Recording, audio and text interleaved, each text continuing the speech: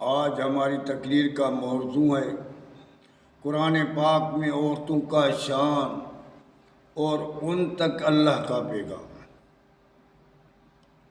آج میں نے سوچا کہ عورتوں کے شان کو بتایا جائے کہ عورتوں کا کیا شان ہے، کیونکہ اسلام میں شہید ہونے والی پہلی عورت حضرت سمیہ رضی اللہ تعالیٰ عنہ تھی، اور اسلام کو بلند کرنے کے لیے اپنی جان تک اللہ کے نام پر لٹانا، اپنا مال کو لٹانے میں حضرت ام سلیم رضی اللہ تعالیٰ عنہ بہت آگے تھی۔ بہت ساری عورتوں کا کردار ہے جس نے اسلام کو بلند کرنے کے لیے کردار اٹھایا، تو میں نے سوچا کیوں نہ آج عورتوں کا شان قرآن پاک سے پیش کریں، کیونکہ جو اللہ نے عورتوں کا شان بتایا ہے اس لیے کہ ہم دیکھ رہے ہیں کہ آج ہر کام میں عورت آگئی ہے۔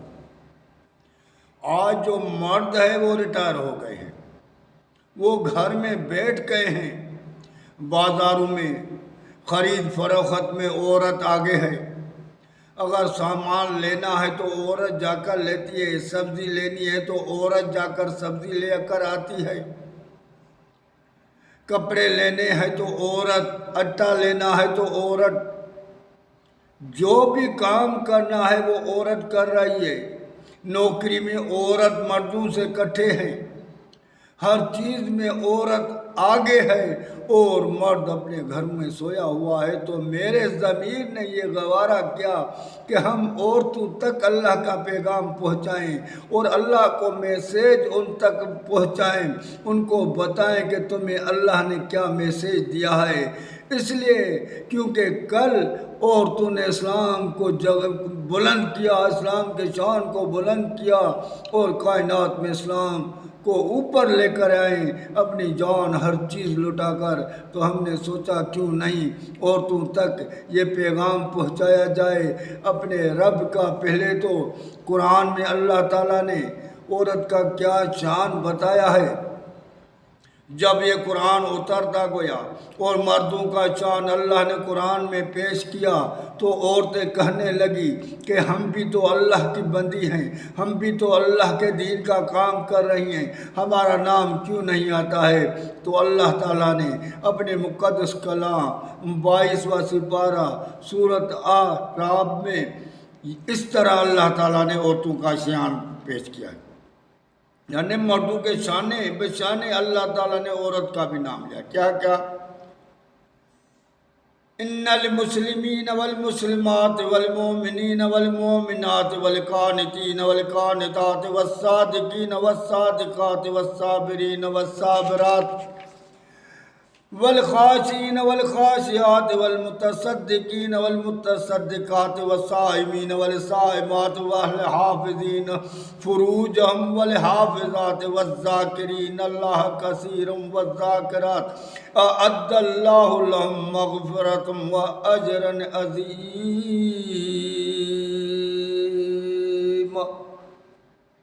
اللہ تعالیٰ عورتوں کا شان جو اپنے مقدس کلام میں پیش کر رہا ہے کیا فرما رہا ہے؟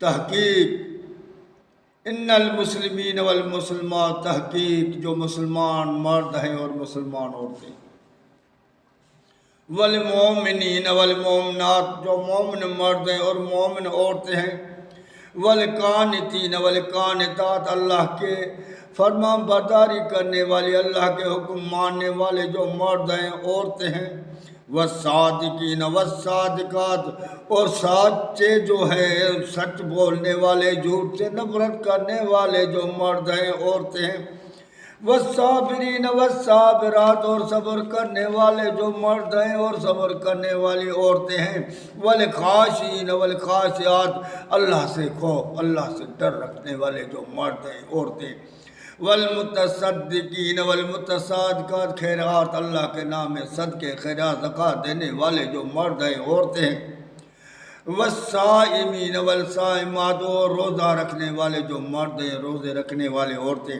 والحافظین فروجہم والحافظات، اور اپنے شرم گاہوں کی حفاظت کرنے والے جو مرد ہیں اور عورتیں ہیں، والذاکرین اللہ کثیرا والذاکرات، جو اللہ کی تعریف، اللہ کا شان بلند کرنے والے، اللہ کے چرچے کرنے والے، اللہ کے باتیں کرنے والے، اللہ کے ذکر اذکار کرنے والے مرد ہیں، عورتیں۔ اعد اللہ لهم مغفرۃ واجرا عظیما، اللہ نے ان کے لیے مغفرت کا وعدہ کر کے رکھا ہے اور ان کے لیے بہت اجر ہے، ان کا وہ شان ہے، ان کو جنت میں داخل کیا جائے گا، ان کے آگے نوکریاں نہیں ہوں گی، ان کی وہ محلاتیں ہوں گی۔ عورت کو کیا چاہیے؟ محلات تو چاہیے نا، اور کیا چاہیے؟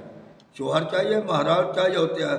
وہاں اللہ تعالیٰ فرماتا ہے ان کی حسین ترین لڑکوں سے، جو دنیا والے پرہیزگار مرد ہیں، مسلمان مرد عورت جو ان کے کیٹیگری کے ان جیسے کام کرنے والے شہزادے ہوں گے، ان سے ان کی شادیاں ہوں گی، ان کی مالات وہ ہوگی جو ہیرے جواہروں سے جڑی ہوئی ہوگی، سونے چاندی کی ایک ایک اینٹ ہوگی، جو مشک کی اس میں غارہ ہوگا، جو بہت دور کا 100 میل تک اس کی خوشبو جائے گی، اس میں شہد کی ندیاں بہے گی، دودھ کی ندیاں بہے گی، ہزاریں نوکریانی ان کے آگے پیچھے گھومیں گی، وہ کچھ کام نہیں کریں گی، وہ صرف زبان سے بولیں گی یہ کام ہو جائے، نوکریانیوں کے ہاتھ میں شربت کے گلاس ہوں گے، دودھ کے گلاس ہوں گے، ماکھی کے گلاس ہوں گے، ان کے سامنے پیش کریں گی، وہ میوات ان کے سامنے ہوں گے، جو طلب کریں گی وہ میوہ خود بخود اس کے پاس آ جائے گا۔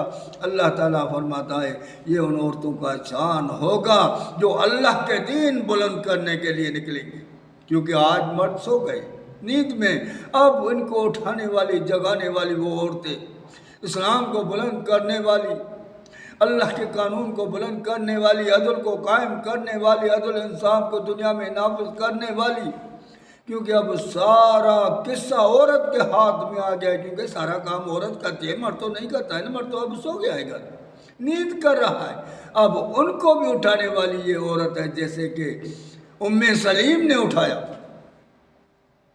جب وہ اسلام لے کر آئی، اس کا شوہر مالک وہ عیسائی تھا، وہ اسلام نہیں لے کر آیا، اسے جھگڑا کیا، نتیجہ یہ نکلا کہ وہ گھر سے نکل گیا اور وہ دمشق میں جا کر وہاں ہی مر گیا۔ جب وہ مرا تو لوگوں نے میسیج بھیجا شادی کا، وہ شادی کرنے کے کسی سے بھی تیار نہیں تھے۔ آخر ابو طلحہ نے شادی کا پیغام بھیجا کہ ام سلیم میں تم سے شادی کرنا چاہتا ہوں۔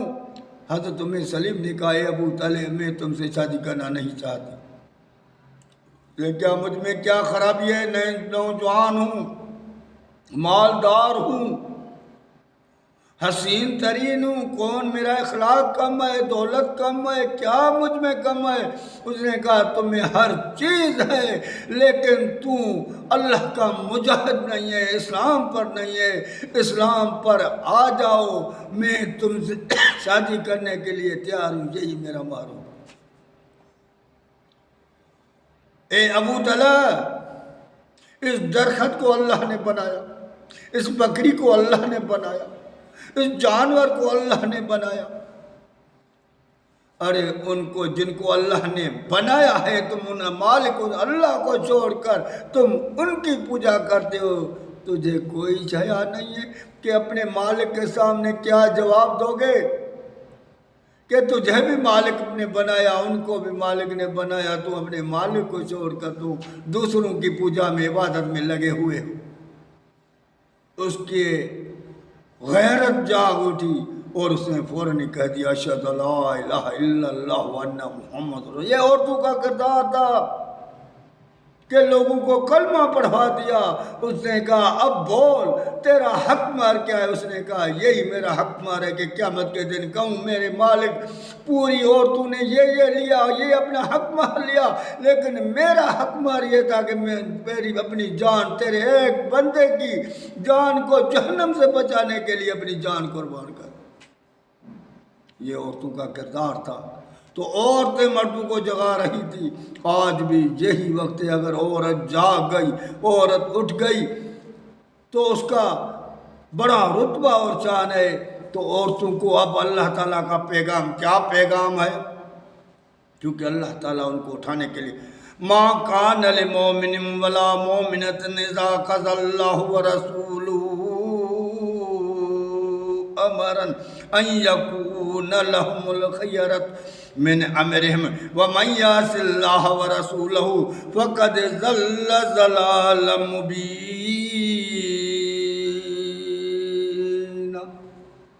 اللہ تعالیٰ فرماتا ہے اب یہ میرا میسیج، میرا پیغام ان عورتوں تک پہنچاؤ، ان مردوں تک بھی پہنچاؤ. اب لوگوں کو یہ روا نہیں ہے. وما کان للمؤمن، نہ کسی مومن کو یہ روا ہے، وللمؤمنۃ، نہ کسی مومنان عورت کو یہ روا ہے. اذا قضى اللہ ورسولہ امرا، جب اللہ اس کے رسول کا حکم آ جائے، امر آ جائے، کوئی کسی بھی بات میں، کسی بھی کام میں کچھ بھی کہے، اللہ اس کا رسول کہہ دے ان یکون لہم الخیرۃ من امرہم، ان کو یہ روا نہیں ہے کہ اپنے کام کاج میں لگ جائے، اپنے کام میں لگ جائے، دنیا کے کام میں لگ جائے، دنیا کے قصے کہانیوں میں لگ جائے، دنیا کے خرید فروخت میں لگ جائے، دنیا کے کام کاج میں لگ جائے. نہیں نہیں نہیں، فوراً ان کو چھوڑ کر اللہ کے کام میں لگ جائے، اللہ کے دین کو بلند کرنے کے لیے لگ جائے، اللہ کے رسول کی محبت میں آگے بڑھنے میں لگ جائے. اب یہ اللہ کا حکم آ گیا، کیونکہ وَمَن يَعْصِ اللَّهَ وَرَسُولَهُ فَقَدْ ضَلَّ ضَلَالًا مُبِينًا. جو اللہ اس کے رسول کی نافرمانی کرے گا وہ بڑی گمراہی میں گمراہ ہو گیا، اس کی جگہ جہنم ہے. اسی لیے اللہ تعالیٰ عورتوں کے نام پیغام دے رہا ہے کہ تم اٹھو، کیونکہ آج دنیا کا کام تیرے حوالے ہے. سبزی تم لیتے ہو، کپڑے تم لیتے ہو، گوشت تم لیتے ہو، خرید فروخت تم لیتے ہو، نوکریاں تم کرتے ہو. مرد تو سوئے ہوئے، مردوں کو اٹھانا تیرا کام ہے، اور رب کی رضا تیرے لیے انتظار کر رہی ہے. تم اٹھو، دین کے لیے آگے بڑھو.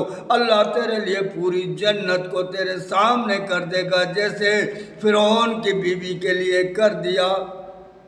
ضرب اللہ مثلا للذین آمنوا امرأۃ فرعون اذ قالت رب ابن لی عندک بیتا فی الجنۃ ونجنی من فرعون وعملہ ونجنی من القوم الظالمین.